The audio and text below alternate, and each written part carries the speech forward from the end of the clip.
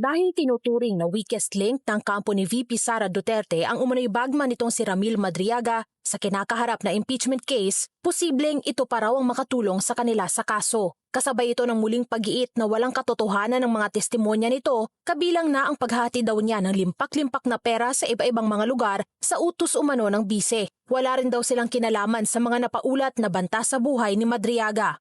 Diba? In a way, you could say that he's our star witness.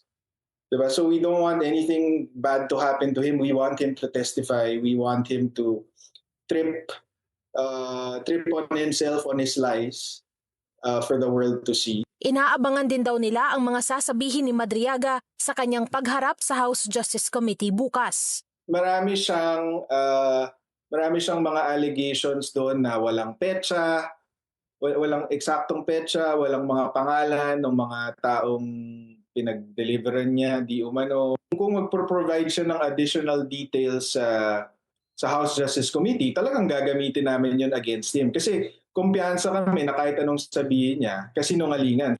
Una na nilang sinampahan ng kasong perjury si Madriaga sa Taguig Prosecutor's Office noong nakaraang buwan. Para naman sa kampo ng nagpakilalang bagman, hindi nila kailanman inakusahan ng bise na siyang nasa likod ng mga umano'y banta sa buhay ng kanilang kliyente. Handa na rin daw harapin ni Madriaga ang komite matapos na pahintulutan ng korte. Gayun din ang hamon nila sa bise. Samantala, isiniwalat ni Ramil Madriaga ang umano'y assassination plot ni former President Rodrigo Duterte laban kay PBBM sakaling hindi raw ito bumaba sa pwesto na bahagi raw ng napagkasunduan bago pa ang 2022 presidential elections.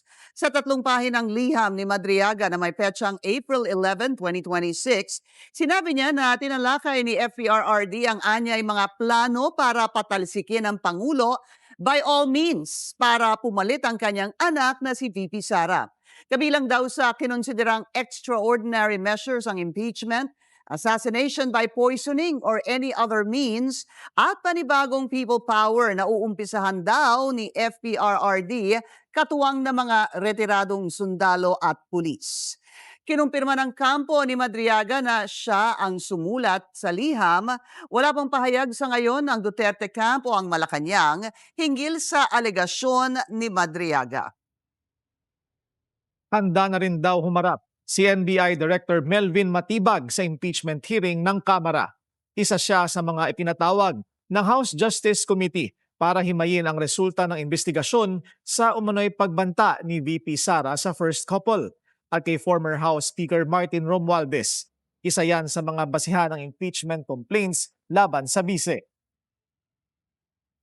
Pero syempre, I will bring in yung people who are involved at the time nung ginawa itong investigation na related dito sa impeachment. Ano po ina-expect natin tomorrow kaya, sir? Well, I don't know, pero of course, kami naman, kung ano yung findings na nandiyan dyan na on record, yun lang naman yung aming kayang sabihin at sagutin sa harap ng committee.